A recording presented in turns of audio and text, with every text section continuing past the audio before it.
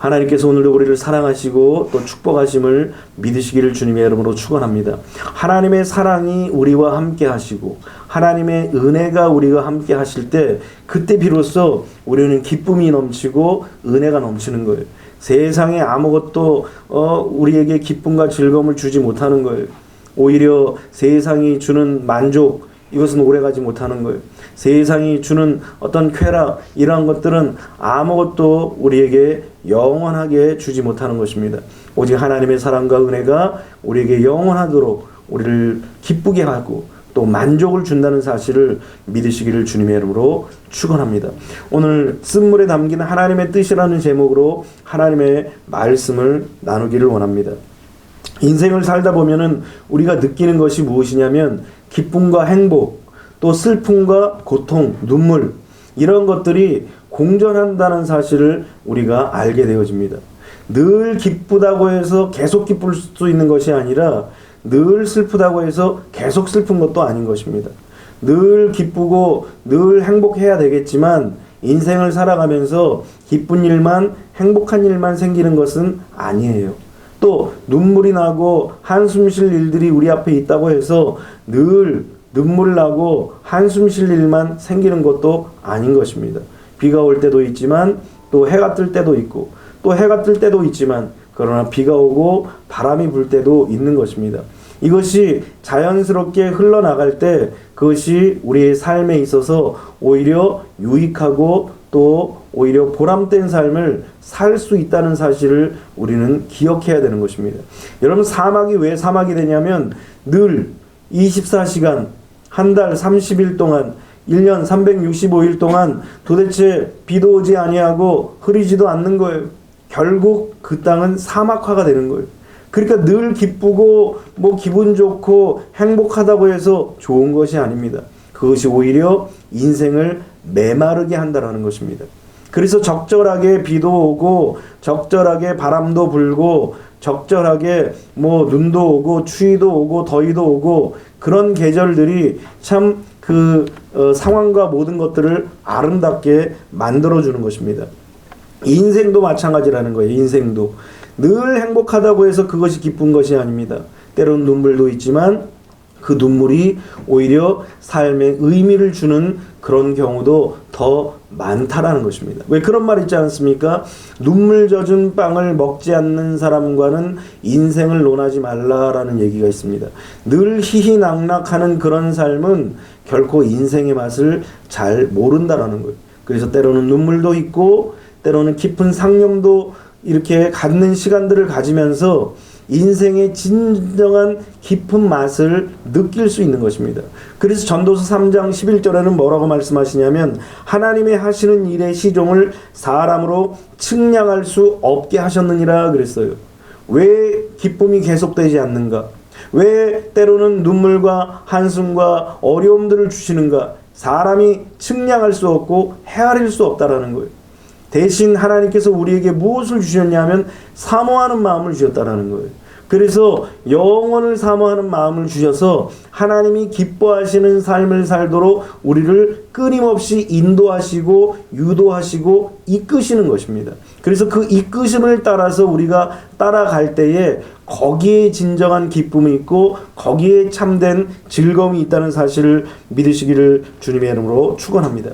여러분, 이스라엘 백성들이 출애굽할 당시에 10번째 재앙으로 말미암아 정말 애굽은 초토화가 된 거예요. 애굽 신하들이 바로 왕에게 그렇게 얘기했습니까? 왕이시여, 이 애굽이 망하여 가는 것을 알지 못하니까. 그러면서 이 애굽이 점점 이 재앙으로 인하여서 망해가는 이제 모습들이 보여지게 되는 거예요. 마지막 10번째 재앙으로 인하여서 어떤 일이 발생합니까? 애굽에 있는 모든 초태생, 왕의 아들로부터 시작하여서 종의 아들까지, 심지어는 짐승의 첫 것까지 싸그리 다 죽는 그런 사건이 벌어지고 만 거예요. 그 밤에 죽음의 사자가 온 애굽 전역을 다 도는데 유일하게 어디만 넘어갔느냐? 바로 이스라엘 백성들, 양의 피를 문 임방과 문 좌우 설주에 다 바른 그 가정만 넘어간 거예요. 그래서 그날이 바로 유월절이라는 거예요. 그래서 이 10번째 재앙이 내려짐으로 말미암아 한쪽에서는 통곡과 애곡과 비탄과 눈물이 가득하고 한쪽에서는 오히려 환희와 기쁨과 생명력이 넘쳐나는 거예요. 한쪽에서는 사망의 그늘이 완전히 뒤덮여서 그들은 초상집이 되어졌고 한쪽에서는 생명력이 오히려 더 피어오르는 거예요. 오히려 환희와 기쁨이 넘쳐나는 거예요.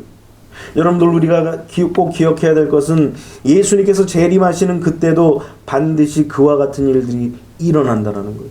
성경에도 그런 얘기를 하잖아요. 두 사람이 맷돌을 갑니다. 그런데 한 사람은 올라가고 한 사람은 남는다는 거예요.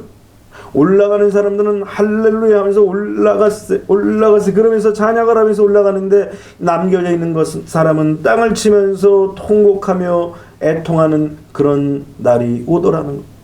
둘이 똑같이 잠을 자는데 한 사람은 올라가고 한 사람은 남게 된다라는 거예요. 한 사람은 환희와 기쁨과 생명을 다시 회복함으로 말미암아 찬송을 드리지만 한 사람은 어둠의 그늘, 사망의 그늘, 죽음의 그늘에 쭉 눌려서 그 인생이 어떻게 될지는 그 다음부터는 보장할 수 없는 삶이 되더라는 것입니다. 이렇게 한쪽에서는 통곡과 기쁨이 생기기도 하고 또 다른 한쪽에서는 환희와 기쁨이 넘치게 되기도 하더라는 거예요. 하나님의 역사하심으로 말미암아 하나님의 은혜를 받는 심령들은 환희와 기쁨을 느끼지만 하나님의 은혜 밖에 있는 사람들은 통곡과 애통과 애곡이 있을 수밖에 없다라는 것입니다. 여러분 430년간 압제를 받았던 이 이스라엘 백성들이 10번째 재앙을 통하여서 정말 해방을 받고 자유함을 누리고 그리고 기쁨을 그야말로 만끽을 한 거예요. 여러분 생각해 보십시오. 430년 동안에 애굽에 갇혀 있다가 하나님의 도우심으로 하나님의 전무후무하신 그 역사하심으로 말미암아 자유함을 얻게 됐다라는 이 놀라운 사실은 정말 이스라엘 백성들에게 있어서 환희예요. 게다가 홍해 앞에는 홍해가 가로막고 뒤에는 애국 군대가 쫓아오는데 하나님께서 역사하심으로 말미암아 그 홍해가 쫙 갈라집니다. 그리고 마른 땅을 걷는 것처럼 이 이스라엘의 300만의 백성들이 그 홍해를 도하는 것. 놀라운 광경인 것입니다. 위대한 광경이에요. 이 놀라운 축복의 역사를 이스라엘 백성들이 경험을 하고 나서 모세가 하나님을 찬양을 하니까 미리암이 소고를 들고 춤을 추며 하나님 앞에 경배와 찬양을 드리니까 이스라엘의 여인들이 함께 찬송을 드리고 영광을 드리고 온 이스라엘 백성들이 하나님께 찬양과 영광과 경배를 드리는 거예요. 그러니까 우리가 하나님의 놀라운 환희와 기적과 축복을 받은 사람들은 하나님 앞에 경배하고 찬양하고 영광 돌릴 일밖에 없는 거예요. 그래서 우리가 천국에 올라가면은 찬양 드릴 것밖에 없다고 그러잖아요. 정말 영원토록 우리를 구원하신 우리가 함께 찬양했던 대로 보좌에 앉으신 하나님과 어린 양에게 찬양과 경배와 영광을 올려드리는 것 이것밖에 할 것이 없는 거예요. 이스라엘 백성들이 지금 홍해를 건너고 나서 놀라운 그 하나님 앞에 놀라우신 믿을 수 없이 벌어졌던 이 위대한 하나님 앞에 영광과 찬양과 경배를 올려드린 거예요. 오늘 여러분들도 다 그 찬양의 대열에 함께 하시기를 주님의 이름으로 축원합니다. 이렇게 놀라운 영광스러운 축제의 날이 계속될 줄 알았어요. 출애굽을 했으니 또 얼마나 기쁘고 하나님께서 애국 군대를 다 몰살시키고 자기들은 홍해를 건너게 하셨으니 얼마나 기쁘겠어요. 이 기쁨과 이 영광과 이 즐거움이 계속될 줄 알았는데 이게 웬일입니까? 3일 딱 지나니까 찬송 드렸던 그 손으로 땅을 치는 거예요. 가슴을 치는 거예요. 찬양 드렸던 그 입술로 하나님을 찬양 드리는 것이 아니라 이제는 그 입술로 원망하고 탄식하는 거예요. 며칠 만에요? 딱 3일 만에. 그러니까 기적은 오래가지 않는 거예요. 그러니까 우리의 인생 속에서도 자꾸 기적, 표적 이것은 오래가지 못해요. 시간이 딱 지나가면 언제 내가 경험했어? 딱 이런 식으로 나와요. 세상 사람들. 하나님의 사람들도 마찬가지예요. 오늘 이스라엘 백성들이 딱 3일 만에 물을 마시지 못하니까 물론 이해가 됩니다. 광야에서 물을 마시지 못하고 목마른 것 고통스럽죠. 그럼에도 불구하고 신앙이라는 것이 무엇이냐? 신앙은 내가 하나님을 경험한 것, 그래서 내게 만나주시고 나를 체험하게 하신 그 하나님을 딱 붙잡는 거예요. 그래서 그 하나님을 믿고 따라가는 거예요. 그 과정이 때로는 힘들고 어려울 수 있어요. 고난과 시련과 역경의 시간들을 지날 수도 있어요. 설령 마치 시편 23편에 나온 것처럼 사망의 음침한 골짜기를 지나갈 수도 있다라는 거예요. 그럼에도 불구하고 신앙은 무엇입니까? 사망의 음침한 골짜기를 갈지라도 그 도착할 곳이 푸른 초장 쉴 만한 물가라는 믿음과 확신을 가져야 한다는 거예요. 하나님이 우리의 목자라는 이 확신과 믿음을 가지고 이 지나오는 과정은 어려울지라도 반드시 푸른 초장 쉴 만한 물가로 인도하셔서 부족함이 없이 채우시는 놀라우신 하나님의 은혜를 바라보고 나가는 것이 신앙이라는 거예요. 그러니까 하나님께서는 이 홍해를 경험한 이스라엘 백성들이 그 홍해를 기억하면서 그 홍해를 생각하면서 생각해 보십시오. 홍해를 쫙 가르신 거예요. 나중에 여러분들 홍해를 한번 가보세요. 얼마나 깨끗하고 깊은지 몰라요. 얼마나 험한지 몰라요. 그런데도 불구하고 하나님께서 그 홍해를 쫙 가르셔서 마른 땅을 쫙 지나가게 하시는 그 놀라운 은혜와 축복과 기적을 딱 3일 만에 잊어버리는 거예요. 우리 신앙은 지금 현재를 살아가지만 현재만을 바라보는 것이 아니라 먼 미래, 또 앞으로 하나님께서 이루실 일들, 또 하나님께서 나의 손을 잡고 인도하시면서 나의 삶을 통하여서 역사하시는 그 모습을 바라보면서 걸어가는 거예요. 그러니까 위험도 어려움도 역경도 고난도 이길 수 있는 것입니다. 이스라엘 백성들이 이제 3일 만에 딱 도착을 한 곳이 어디냐면 마라라는 곳입니다. 물이 있긴 있는데 쓴물이에요. 여러분, 인생의 삶은 무엇이냐면 세상적인 기대를 가지고 오잖아요. 세상적인 기대를 가지고 달려가잖아요. 반드시 이제 실망합니다. 세상적인 기대는 반드시 우리에게 절망을 주고 또 고난을 주고 어려움을 줍니다. 그래서 우리는 세상적인 기대를 가져서는 안 돼요. 인간적인 기대를 가져서는 안 돼요. 오히려 거기에는 실망하고 좌절되고 절망하는 일밖에 없다라는 거예요. 그러니까 인간적인 기대를 가지고 물을 마셨는데 그 물은 결코 마실 수가 없는 물이에요. 마셔서는 안 된다라는 거예요. 오늘 그 곳이 바로 마라라는 곳, 쓴물, 다시 말해서 우리 인생의 고통을 경험하는 그 쓴물을 이제 이스라엘 백성들이 다시 한번 경험하게 되는 거예요. 그동안 쓴물을 안 봤잖아요. 지금 애굽에서 나오고 나서 쓴물을 사실은 경험을 하지 않았습니다. 진짜 고통을 경험하지 못했습니다. 마라의 쓴물에서 이들이 쓴물을 경험하게 된 거예요. 여러분, 이 고통이라는 마라의 곳에서 이곳에 하나님께서는 하나님의 섭리와 뜻을 담아두고 계시다는 사실을 우리는 잊지 말아야 돼요. 왜? 기쁨과 행복, 즐거움, 웃는 거, 좋은 거, 좋아 보이는 거, 이것에 우리가 현혹되지 말아야 되느냐? 거기에도 하나님의 뜻이 있겠지만, 그러나 고통과 눈물과 쓴물과 같은 그런 상황에도 하나님의 섭리와 하나님의 뜻이 그곳에 담겨 있다는 거예요. 그래서 다윗도 일찍이 나의 눈물을 주의 병에 담아서 계수하소서라고 얘기했습니다. 눈물이 없었다면 하나님 앞에 감히 이 눈물을 주의 병에 담아서 계수해달라고 고백할 수 없었을 거예요. 그러니까 그 눈물에 의미가 있고 삶에 깊은 맛이 있다라는 것입니다. 그래서 우리는 신앙이라는 것은 바로 이 고통과 쓴물 속에서 하나님의 섭리와 하나님의 뜻을 볼 수 있는 눈을 갖는 것이 바로 신앙이에요. 이것을 보지 못하면은 믿음이 자랄 수가 없어요. 보이지 않는 것들을 보고, 들리지 않는 것들을 듣고, 또 손에 잡히지 않는 것들을 손에 잡을 수 있는 그런 눈을 가지고 있어야, 그런 신앙을 가지고 있어야 우리 신앙이 날마다 새로워지고 날마다 올라가는 거예요. 우리 신앙은 때에 따라 뜨거워지고 때에 따라 살아나고 때에 따라 생기가 있는 것이 아니라 날마다 생기가 있어야 돼요. 날마다 살아나야 되고 날마다 새로워져야 한다는 것입니다. 그러기 위해서는 지금 이 고난 속에서도 하나님의 섭리와 하나님의 뜻이 담겨져 있고 때로는 숨겨져 있다는 이 놀라운 사실을 우리가 깨달아야 한다는 것입니다. 여러분, 예레미야가 3장 33절에는 그렇게 말합니다. 주께서 인생으로 고생하며 근심하게 하는 것이 본심이 아니로다 그랬어요.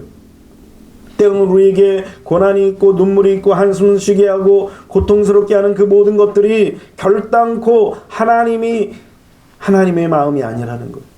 하나님의 본심은 우리가 진짜 행복하기를 원하시는 거예요.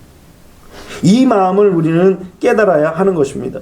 그래서 우리는 하나님의 섭리와 하나님의 계획, 하나님의 경륜이 이 고난 속에 있어서 하나님의 뜻을 보는 눈을 가지고 있어야 한다는 거예요.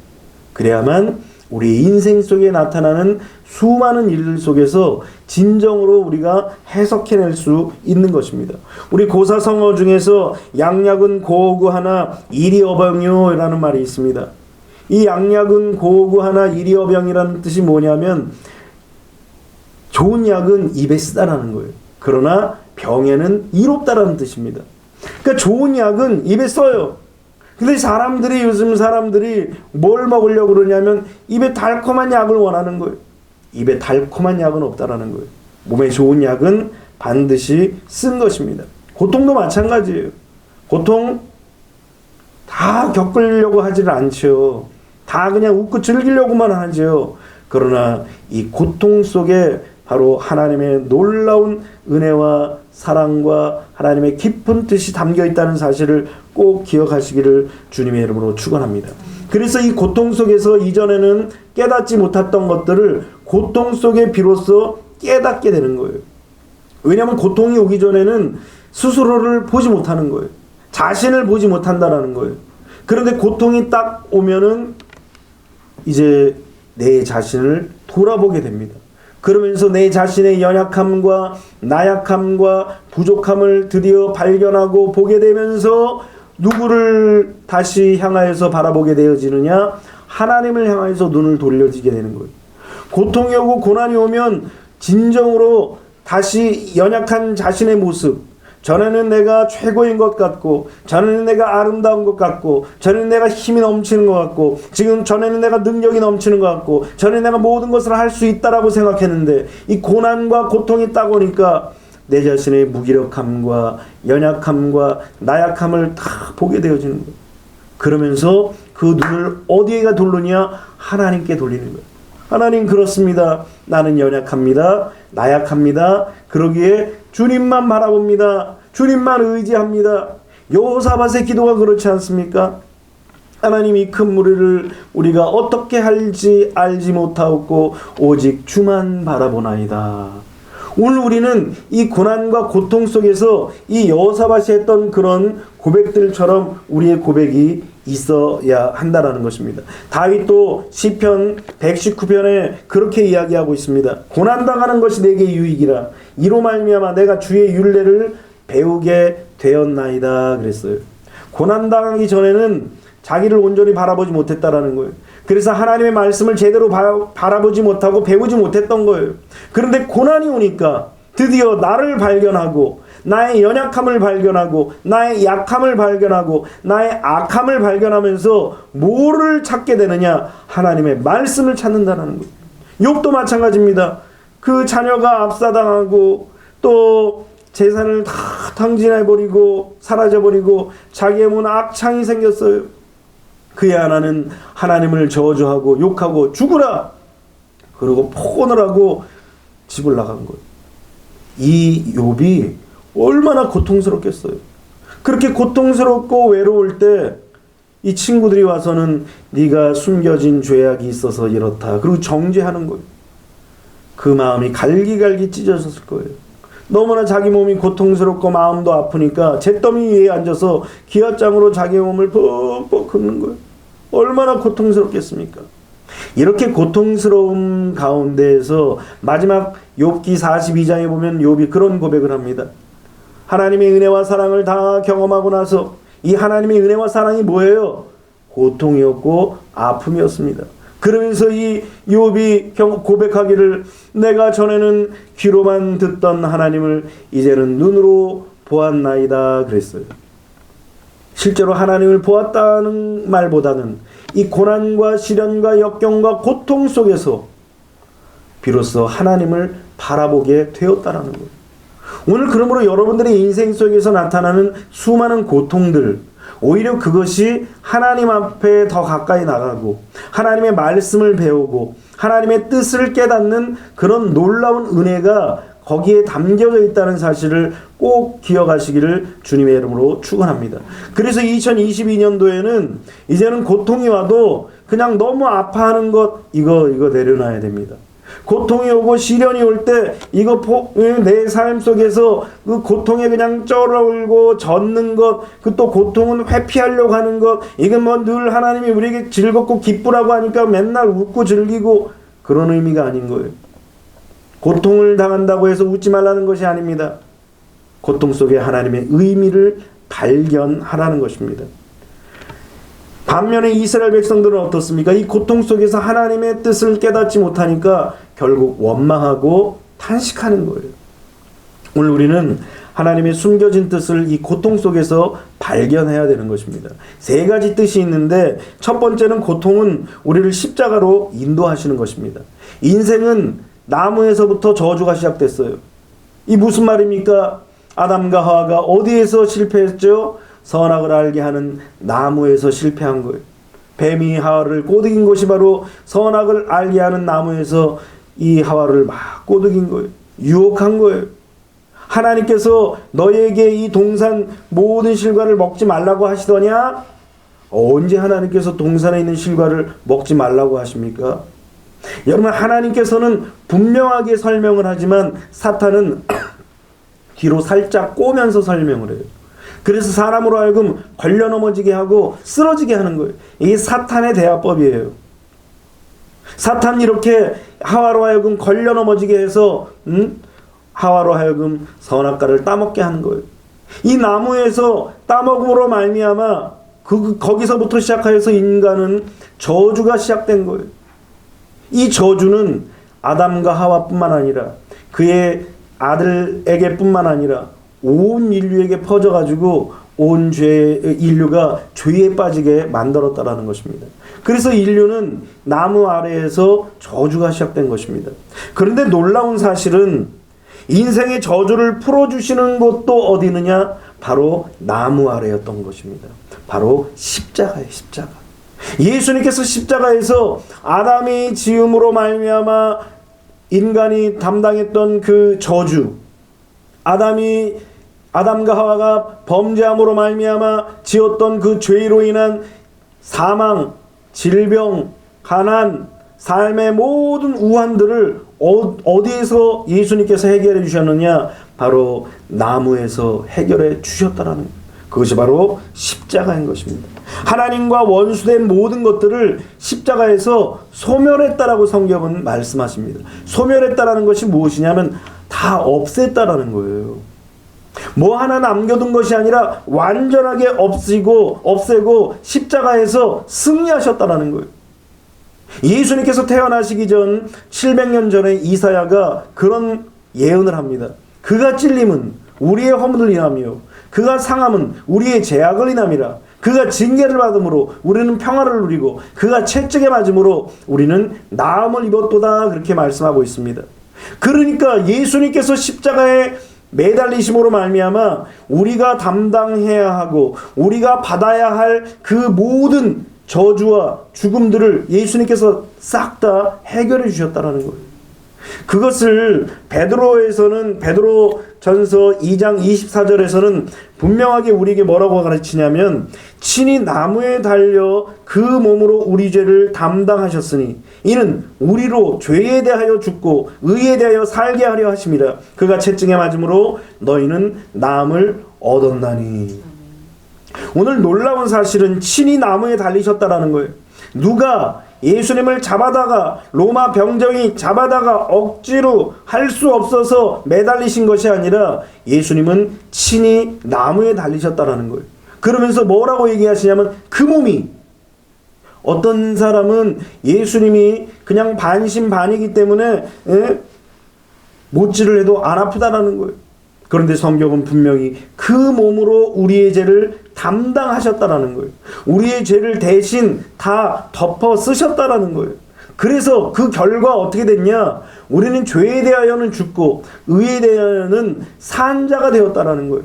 이게 무슨 말이냐면, 죄에 대하여 죽었다라는 것은 이제는 더 이상 죄값을 치를 필요가 없다라는 거예요. 그리고 오히려 의에 대하여 살았다라는 거예요.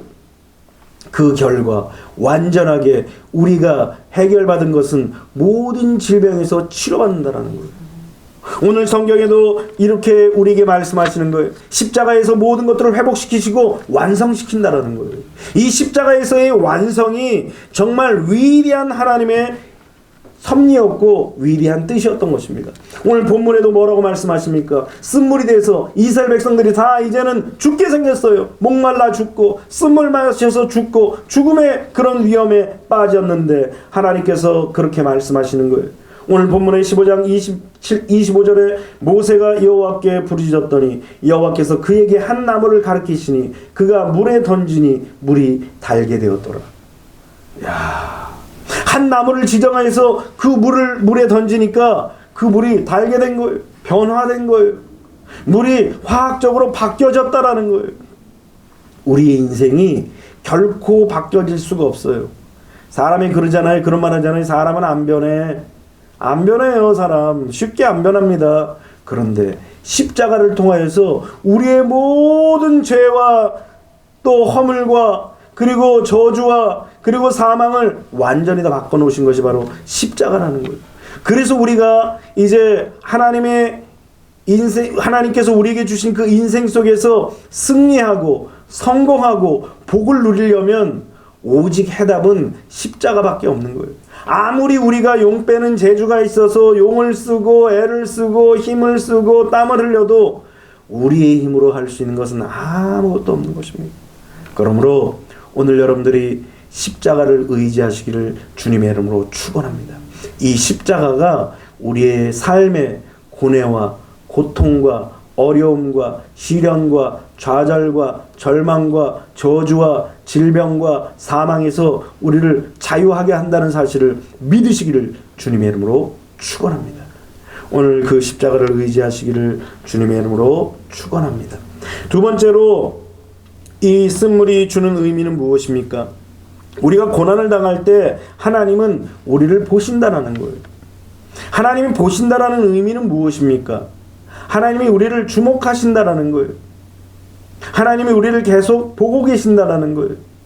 여기서 오늘 성경에서 시험이라고 그렇게 표현하고 있습니다. 이 시험에는 두 가지가 의미가 있어요. 하나는 마귀가 주는 시험으로 템테이션이 있고, 또 하나님이 우리에게 주시는 시험은 테스트예요. 하나님은 우리에게 끊임없이 테스트하십니다. 그럼에도 불구하고 성경은 하나님이 우리를 시험하신다고 하지 말라고 그랬어요. 여기서의 시험은 뭐예요? 유혹이에요. 왜 유혹하지 않으시느냐? 이 유혹은 사람으로 하여금 쓰러지고 넘어지고 자빠져서 실패해가지고 멸망당하게 하는 것이 바로 이 유혹이라는 것입니다. 그래서 이 쓰러뜨리기 위해서 하는 이 목적이 바로 템테이션, 마귀가 주는 유혹이에요. 예수님도 시험하고 예수님도 유혹했던 이 마귀의 목적이 뭐냐? 예수님을 쓰러뜨리기 위해서인 거예요. 아담과 하와에게 시험했더니 아담과 하와는 쓰러졌잖아요. 그런데 예수님은 그 시험에서 넘어지지 않으셨던 거예요. 세우기 위한 목적으로 오히려 하나님은 우리를 뭘 주십니까? 테스트 하시는 거예요. 트레이얼이라고 해가지고 능력을 주기 위해서 시험을 주는 것이 바로 이 테스트라는 거예요. 그래서 하나님이 우리에게 때로는 넘어지고 쓰러지는 그 연약한 우리에게 테스트하셔서 다시 세우시고 높이시고 업그레이드를 시키려고 우리를 훈련하시고 연단하시고 이 시험을 어떻게 통과하시는지 우리를 감찰하신다는 거예요. 주목하여 보신다는 거예요. 그런데 주목하여 볼 때 왜 우리를 주목하여 보느냐라는 사실을 알아야 돼요. 왜 보느냐? 저 녀석이 잘하나 못하나, 저게 실패하나 성공하나 그거 그냥 쳐다보는 것이 아니라 하나님의 자녀이기 때문에 계속 주목하여 보는 거예요. 여러분들 요새 아파트 가운데 보면 이렇게 어린이 놀이터가 있습니다. 뭐 요새는 어린이 놀이터에서 뛰어노는 아이들이 많지 않지만 이 아파트에 보면은 어린이 놀이터를 중심으로 아파트가 세워져 있는데 그 뒤편의 아파트들은 어린이 놀이터를 볼 수가 없어요. 그래서 뭘 해놓느냐? CCTV를 설치해 놓습니다. 그럼 집에서 TV를 켜놓고 채널에 이렇게 돌려보면은 그 채널에 어린이 놀이터가 다 나와요. 그러니까 우리 아이가 놀 때 누가 혹시 건드리나 누가 혹시 때리나 혹시 다치지는 않나 그것을 엄마가 방에서 앉아가지고도 불꽃 같은 눈동자로 쳐다보는 거예요. 왜 쳐다봐요? 자녀들이 잘 노나? 혹시 다치지는 않나? 혹시 넘어지지는 않나? 혹시 나쁜 놈이 잡아가진 않나? 이렇게 자기 아들이기 때문에 끊임없이 주시하는 거예요. 마찬가지로 하나님도 왜 우리에게 이렇게 주목하시느냐? 하나님의 백성이고 하나님의 자녀이기 때문에 하나님의 자녀고 백성을 만들기 위해서 주목하시고 시험하시는 거예요. 그러니까 날마다 우리 하나님께서는 이렇게 보시는 거예요. 예배 때도 보시고 일상생활에서도 보시고 우리가 누구를 만나고 누구와 대화하는지 하나님은 다 주목하여 보신다라는 거예요. 여기서 하나님 앞에 우리는 시험에 통과해야 되는 거예요. 무엇을 시험합니까? 하나님의 말씀을 순종하냐 불순종하냐, 하나님의 말씀을 듣고 하나님의 말씀대로 살아가느냐 안 살아가느냐 하나님께서는 시험하신다라는 거예요. 테스트하신다라는 거예요. 요셉에게 하나님께서 꿈을 딱 심어주십니다. 어린 10대에 이 요셉에게 꿈을 딱 심어주셔요. 그런데 이 꿈이 오히려 요셉에게 독이 됐어요. 어떻게 보면 꿈을 안 가졌으면은 팔려가지를 않죠. 그런데 꿈을 가짐으로 말미암아 형들에게 의해서 다 팔려가는 거예요. 미디안 상인에게 팔려가서 저 타국 애국까지 종으로 노예로 끌려가는 거예요. 질질 끌려가는 거예요. 벌거벗긴 모습으로. 얼마나 고통스럽습니까? 그런데 끌려갈 때 모든 사람에게 버림받은 것 같고 모든 사람들에게 잊혀진 바 된 것 같은데 누가 계속 보시느냐? 하나님이 계속 주목하여 보신다라는 거예요. 왜 보시는 거예요? 내 자녀이기 때문에. 어떻게 이기느냐? 어떻게 견디느냐? 어떻게 승리하느냐? 하나님께서 응원하시고 힘을 주시고 계속 주시하고 보시는 거예요. 여기서 요셉이 승리함으로 말미암아 마지막에 하나님께서 세우시는 놀라운 축복을 단 하루 만에, 단 한순간 만에 하나님께서 그의 운명을 완전히 바꿔주신 거예요. 그래서 우리는 시련과 역경과 고통과 고난 속에서 하나님이 우리를 주목하여 보신다는 사실을 바라보면서 이 속에서 아하, 하나님의 자녀를 만들기 위한 하나님의 뜻과 섭리가 이 고통 속에 있구나. 그러면서 순종하고 하나님의 뜻을 따라가야 돼요. 그리고 이 고난과 고통 속에서 오히려 어떻게 해야 돼요? 기뻐하는 거예요. 오히려 어떻게 합니까? 기도하는 거예요. 오히려 어떻게 합니까? 감사하는 거예요. 여러분, 바울과 실라가 매를 맞고 빌립보 감옥 속에 던져졌을 때에 그들이 한 건 무엇입니까? 기쁨으로 찬미를 드렸어요. 놀라운 사실이죠. 감사함으로 기도를 드렸어요. 하나님께서 그 속에서 바울과 실라의 기쁨과 감사와 기도를 받으시고 옥문을 흔들기 시작한 거예요. 놀라운 하나님의 은혜가 기뻐함과 기도함과 감사함을 통하여서 나타난 거예요. 우리의 인생도 마찬가지예요. 어려움, 시련, 역경, 고통, 물질의 어려움, 질병의 고통, 이런 것이 다가올 때에 어떤 사람들은 낙심하고 낙담하고 주저앉은 사람이 있지만, 그러나 하나님의 사람은 어떻습니까? 아하, 하나님께서 나를 주목하고 계시는구나, 하나님께서 나를 바라보고 계시는구나, 이 사실을 깨닫고 힘을 내는 거예요. 그리고 말씀을 순종하기 시작하는 거예요. 그리고 기뻐하는 거예요. 오히려 겉에서는 눈물이 나요. 아프기 때문에. 세상이 나를 찌르고, 가난이 나를 찌르고, 질병이 나를 찌르고, 환경이 나를 찔러서 눈물이 나요. 그런데도 기쁜 거예요. 왜? 하나님이 나를 보시니까. 하나님이 나를 지켜보시고 주목하고 계시니까 너무너무 기쁜 거예요. 그래서 기도가 절로 나오고 찬송이 절로 나오고 감사가 절로 나오는 거예요. 그런 모습을 하나님께서 보시고 어떻게 하나님께서 해결하지 않으시겠어요? 그러면서 오늘 본문에 뭐라고 말씀하십니까? 25절 중간부터 읽어보면 거기서 여호와께서 그들을 위하여 법도와 율례를 정하시고 그들을 시험하실세. 이르시되 너희가 너희 하나님 나 여호와의 말을 들어 순종하고 내가 보기에 의를 행하며 내 계명에 귀를 기울이며 내 모든 규례를 지키면 내가 애굽 사람에게 내린 모든 질병 중 하나도 너희에게 내리지 아니하리니 나는 너희를 치료하는 여호와임이니라 그랬어요. 하나님께서 딱 약속하시는 거예요. 내가 주목하여 볼게. 너에게 고난이 오고 시련이 오고 역경이 오고 질병이 오고 고통이 올 때 내가 주목하여 볼게. 너희들이 어떻게 하는지, 순종하는지, 기뻐하는지, 기도하는지, 감사하는지, 하나님 편에 서는지 내가 지켜볼게. 그리고 너가 이렇게 순종하며 하나님의 뜻을 향해서 나아갈 때 그때 너에게 이렇게 치료해 주시고 은혜를 줄게 하면서 하나님께서 딱 약속하시는 거예요. 오늘 여러분들이 이 약속을 다 받아 누리시기를 주님의 이름으로 축원합니다. 그러기 위해서는 우리는 어떻게 해야 됩니까? 마귀의 유혹에 넘어가는 것이 아니라 그 유혹을 물리치고 하나님이 우리에게 시험하실 때에 우리는 그 시험을 잘 이 해답을 주고 일어나야 되는 거예요. 마귀가 주는 유혹은 자꾸 미궁 속에 빠져들어가는 거예요. 점점 빠져들어가서 결국은 어떻게 돼요? 멸망당하는 거예요. 마귀의 유혹은 마치 시베리아 한 벌판에서 늑대를 잡는 법칙이 있습니다. 이 늑대를 어떻게 잡냐면은 칼 끝에다가 피를 조금 발라놓는다는 거예요. 피를 좀 이렇게 발라놓으면은 추우니까 먹이가 없잖아요. 그런데 피 냄새를 맡고 이 칼날에 피가 묻은 것을 이 늑대가 알지 못하고 이 칼날을 자꾸 혀를 낼름 걸어서 핥아버리는 거예요. 처음에는 피 맛이 나서 깜짝 놀라는 거예요. 눈이 밝아지는 거예요. 굶주린 이 늑대가 피를 빠니까 얼마나 좋겠어요.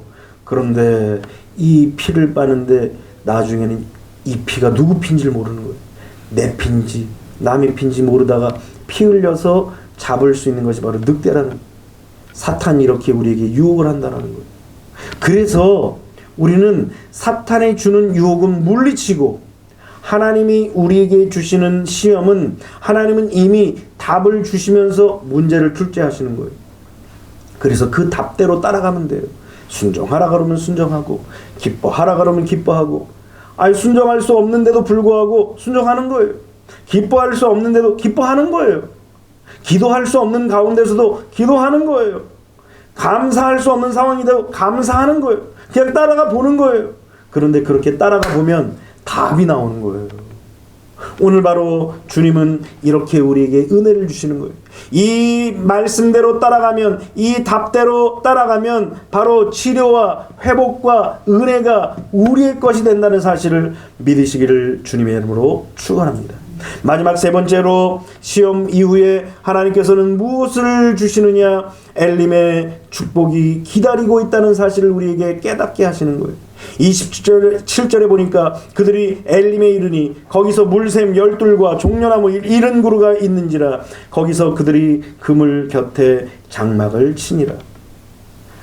참 이 말씀을 읽을 때마다 안타까운 게 뭐냐면 반나절만 참지, 조금만 참지, 그들이 가슴 치면서 원망할 그 송을 조금만 참았다가 조금만 더 걸어보지, 조금만 더 인내해보지, 조금만 더 견뎌봤으면 얼마나 좋을까, 이런 아쉬움이 있는 거예요. 하나님은 하나님의 백성들이 고난당하는 것을 그냥 두고 보지 않으셔요. 부모들은 자녀들이 잘하건 못하건 잘 되길 원해요. 잘못하면 매도 들지만 또 안타까운 마음에서 그러는 거 아니에요? 또 잘되면 마음으로 응원해주는, 그게 부모예요. 부모가 아닌 사람은 어때요? 자녀가 잘되면 이게 지가 잘해서 했어요, 내가 잘나서 그래. 이 부모 아닙니다. 이거는 부모는 자녀가 안 되면은 마음으로 탄식하고 잘 되면 박수 쳐주고 그러는 게 또 부모예요. 하나님도 마찬가지예요. 막 고통을 겪고 쓴물을 경험한 그 이스라엘 백성들에게 어떻게 합니까? 위로해주고 격려를 준비해 놓고 계시다라는 거예요. 우리에게 쓴물을 주셨다면 하나님은 그 쓴물이 계속 있게 하지 않으시는 거예요. 그 쓴물 이후에 하나님은 격려와 위로를 우리에게 예비하고 계시다는 사실을 잊지 말아야 돼요. 그래서 우리는 고통이 올 때 애써 고통을 없는 척하고 고통을 이기려고 하는 척하는 것이 아니라 그 고통 속에서 하나님의 놀라운 은혜와 뜻을 발견해내야 되는 거예요.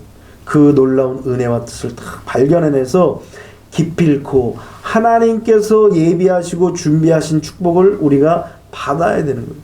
그래서 하나님의 사람들은 인위적으로 그 고통을 바꾸려고 하지 않아요. 인위적으로 그 고통을 벗어나려고 하지 않아요. 하나님의 뜻에 온전히 맡기는 거예요. 그러면 결국에 종국에 가서는 엘림이라는 축복의 동산에 딱 도착하게 되는 거예요. 오늘 성경에 보니까 물샘 열둘과 종려나무 70그루가 쫙 펼쳐 있습니다. 종려나무에는 이 대추야자 열매가 쫙 주렁주렁 아주 맺혀 있습니다. 예전에 중동 지역에 가보니까 이 대추야자 열매가 딱 맺혀져서 따질 않으니까 가지가 부러질 정도로 그냥 맺혀 있더라고요. 그것이 70주가 있다라는 거예요. 70그루가. 12샘 물샘이 12개의 물샘이 이스라엘 백성들을 맞이하기 위해서 준비하고 있다라는 거예요. 하나님께서 이런 축복과 놀라운 은혜를 하나님의 백성들에게 시험을 통과한 자들에게 순종하며 기뻐하며 기도하며 감사하는 백성들에게 예비하신다는 사실을 꼭 기억하시기를 주님의 이름으로 축원합니다. 이것을 아는 사람은 선순환하는 거예요. 고통이 오고 어려움이 오고 역경이 오면 오히려 순종하고 기뻐하고 기도하고 감사하고 하나님의 뜻을 따라가는 거예요. 그러면 고통에서 하나님의 뜻을 발견하고 그 뜻을 발견하니까 행복하고 그 뜻을 발견한 후에 통과하니까 하나님이 예비하신 축복도 누리고 이 얼마나 큰 축복이에요. 그러니까 우리는 왜 그런 말 있잖아요. 도랑치고 가지 잡고 마당 쓸고 돈 줍고 뭐 그런 얘기 있잖아요. 하나님의 백성들은 그런 일들이 일어나는 것. 오늘 이런 역사가 여러분들의 삶 속에 일어나게 되시기를 주님의 이름으로 축원합니다. 스물을 만났을 때 우리는 하나님의 뜻임을 깨닫고 십자가가 모든 문제의 해답이라는 사실을 꼭 기억하고 그리고 고난이 올 때 하나님이 우리를 더 눈여겨보신다는 사실 하나님의 자녀이기 때문에 눈여겨보신다는 사실을 꼭 기억하고 그리고 하나님은 풍성한 축복으로 고난을 지나온 자들에게 위로하시고 축복하시고 쉬게 하신다는 사실을 꼭 기억하시기를 주님의 이름으로 축원합니다. 그래서 하나님의 은혜 가운데 승리하는 축복의 백성들이 다 되시기를 주님의 이름으로 축원합니다. 기도하겠습니다.